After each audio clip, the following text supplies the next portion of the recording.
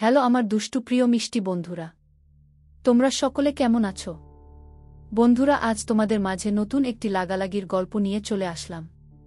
বন্ধুরা, গল্পটি শেষ পর্যন্ত দেখলে আপনার দাঁড়িয়ে যাবে, আপনারা হাতের কাজ করতে বাধ্য হবেন। চলুন বন্ধুরা, গল্পটি শুরু করি। এত রাতে কার সাথে কথা বলছিলেন? আমার এক কলিগের সাথে গিয়ে। তো কেন বললেন জেন ফোন না করে কালকে গিয়ে ডিসকাশন করবেন? বেশি রাত হয়ে গেছে বলেই বলেছি এই সময়ে জেন আর ফোন না করে। আর কাজের ব্যাপার, তাই কালকে দেখা করতে বলেছি। কিন্তু আপনি তো ছুটি নিয়েছেন। তাহলে? আমার অনেক ঘুম পাচ্ছে, আমি ঘুমাই। কাল সকালে যা প্রশ্ন করার করো, আমি অনেক টায়ার্ড। বলেই বিছানা থেকে একটা বালিশ নিয়ে সোফায় শুতে শুতে বলল, তুমি বিছানায় ঘুমাও। প্রিয়তা কিছুক্ষণ স্তব্ধ হয়ে দাঁড়িয়ে রইল। বাবা মা শেষে কিনা এরকম একটা লোকের সাথে বিয়ে দিল। সকালে ঘুম ভাঙতেই ইনাম বিছানার দিকে তাকিয়ে দেখল প্রিয়তা নেই। ভ্রু কুঁচকে এলো। পরক্ষণেই ভাবল হয়তো রুমের বাইরে গিয়েছে। শুয়া থেকে উঠে ওয়াশরুমে চলে গেল ফ্রেশ হতে।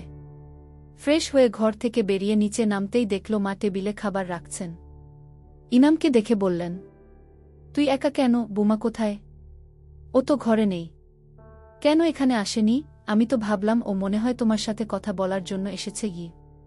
কই না তো, ও তো আসেনি গি। তাহলে কোথায় গেল? ছাদে যায়নি তো? ছাদে কি করে যাবে? ছাদ তো তালা মারা। রেহানা বেগম রান্না করে কেবল কিচেন থেকে বের হয়েছেন। এমন সময় দরজায় কলিং বেল বেজে উঠল। এত সকালে আবার কে এলো? আঁচলে ভেজা হাত মুছতে মুছতে দরজা খুলতেও মেয়েকে দেখে অবাক হলেন। বিস্ময় নিয়ে বললেন, কিরে তুই? প্রিয়তা বিরক্ত নিয়ে বলল, হ্যাঁ আমি। অবাক হবার কি আছে, মন হচ্ছে আজ প্রথম দেখলে। আগে কোনোদিন দেখনি। তুই এসেছিস কেন? জামাই বাবা কই? তোমার জামাই বাবা কই কিভাবে জানব? কই আমার খবর নিবে, খাবার খাওয়াবে, আদর আপ্যায়ন করবে। তা না করে উনার কথা জিজ্ঞেস করছ। রেহানা বেগম বুঝলেন মেয়ে রেগে আছে। এখন আরও প্রশ্ন করলে এভাবেই উল্টা উত্তর দিবে। দরজার সামনে থেকে সরে এসে বললেন, ঘরে আয়। বস, পানি আনছি তোর জন্য। হাতে থাকা সুটকেসটা ঘরের ভিতর এনে রেখে নিজের রুমে গেল। ফ্যান চালিয়ে বিছানায় বসল। পুরা ঘেমে গিয়েছে। নে পানি খা। মায়ের হাত থেকে গ্লাস নিয়ে পানি খেয়ে পাশের টেবিলে রেখে দিল। রেহানা বেগম এবার মেয়ের পাশে বসলেন। হাত নিজের কোলের রেখে বললেন, কি হয়েছে? ঝগড়া করেছিস? না। তাহলে কেউ কিছু বলেছে? না। এসেছিস কেন? বিয়ের পরে এভাবে হুটহাট আসা যায়? কিছুক্ষণ চুপ থেকে বললেন, ওই বাড়ির কেউ জানে তুই যে এখানে এসেছিস? প্রিয়তা মাথা নাড়িয়ে বলল, না। ইনামকেও বলিসনি? প্রিয়তা চুপ করে রইল। রেহানা বেগম বিরক্ত হয়ে বললেন, কি করিস না? ওই বাড়ির মানুষ এখন তোকে না পেয়ে টেনশন করছে না? ইনামকে জানিয়ে আসতি। প্রিয়তা মনে মনে হাসল।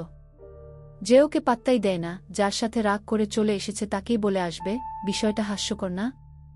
রেহানা বেগম উঠে চলে গেছেন ইনামদের জানিয়ে দিতে যে প্রিয়তা এই বাড়িতে আছে।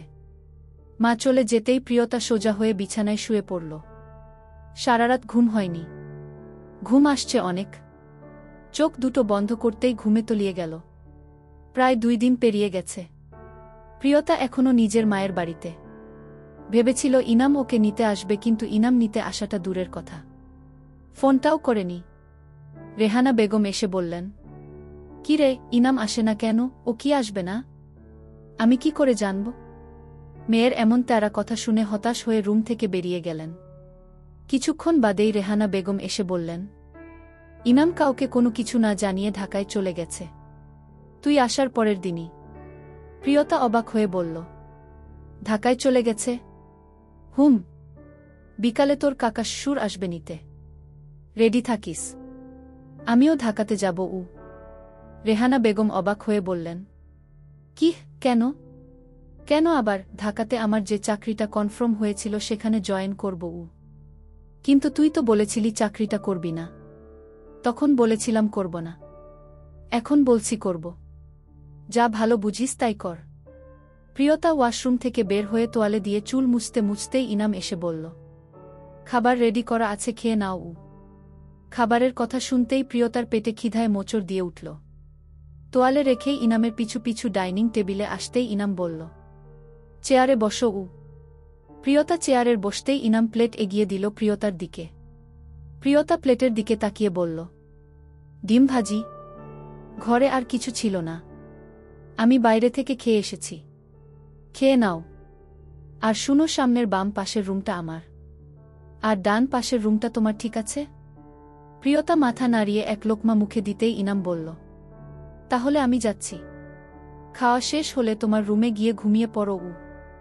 বলেই বসা থেকে উঠে নিজের রুমে গিয়ে দরজা আটকে দিল।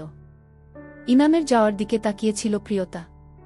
দরজা লাগাতে দেখে ভ্রু কুঁচকে এলো প্রিয়তার। আচ্ছা, এই লোক দরজা আটকালো কেন? উনি কি মেয়ে? মেয়েরাই না দরজা আটকায়। আর কিছু না ভেবে খাওয়াতে মনোযোগ দিল।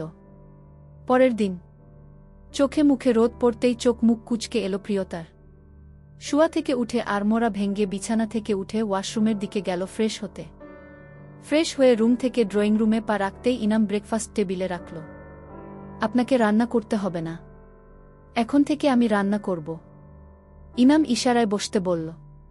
প্রিয়তা বসে পরোটা ছিঁড়ে এক টুকরা মুখে দিতেই ইনাম বলল, যাচ্ছ কবে? মুখে থাকা পরোটা চিবাতে চিবাতে বলল, আমি যে যাব, কে বলেছে আপনাকে? মানে মানে আমি যেখানে থাকব। আগেই বলেছি কি? ইনাম আর কিছু না বলে খাবার খেয়ে উঠে পড়ল। রেডি হয়ে জুতা পরতে পরতে বলল, আমি রাতে আসব। হুম। দরজার লক দিয়ে রাখবে? হুম। বলেই রুম থেকে বেরিয়ে যেতে নিলেই প্রিয়তা বলল, শুনুন, তাড়াতাড়ি বলো গো, আমার একটা জব হয়েছে। আজকে জয়নিং এর ডেট কে? ইনাম অবাক হয়ে বলল, তার মানে তুমি চাকরির জন্য এসেছ? হুম। কংগ্রাচুলেশনস। সময়ের অভাবে বেশি কিছু জানতে পারলাম না। যাই হোক, বেস্ট অফ লাক। আপনার কোনো আপত্তি নেই? আপত্তি কেন থাকবে? এই যে আপনার বউ চাকরি করবে, এটা নিয়ে? না, এতে আপত্তি করার কি হলো? নিজ যোগ্যতায় চাকরি পেয়েছ, আমার কি অধিকার আছে তোমাকে আটকানোর? যাই হোক, লেট হয়ে গেছে, আমি আসছি। আর হ্যাঁ সরি, তোমাকে আমার পৌঁছে দেওয়ার দরকার ছিল, যেহেতু ঢাকা শহরের কিছুই চিনো না তুমি। কিন্তু আমার হাতে টাইম নেই। এই টাকাটা রাখো, ক্যাবে করে চলে যেও। ইনাম যেতেই প্রিয়তা যাবার জন্য রেডি হতে লাগল। দরজা লক করে বাইরে বেরিয়ে আসলো। একটা ট্যাক্সি নিয়ে নিল। ইনাম অফিসে বসে ফাইল দেখছিল। এই কয়দিনে অনেক ফাইল জমা হয়ে গেছে। সামনে থাকা কফির মগে এক চুমুক দিয়ে ফাইলের পেজ উল্টে পাল্টে দেখছে। দরজার নক শুনে পারমিশন দিল দরজার অপর প্রান্তের মানুষটাকে আসার জন্য।